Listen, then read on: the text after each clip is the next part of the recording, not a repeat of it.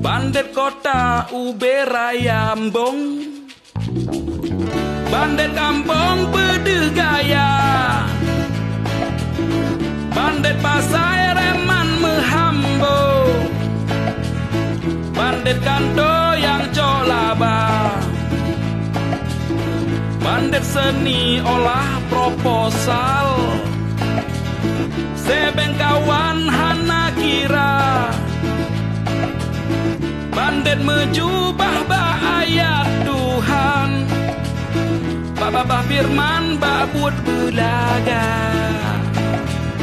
donya nyoka punongan bandit, jimelet-let mita muka, nyohan tatem jut ke bandit, mesepet ka abe cara.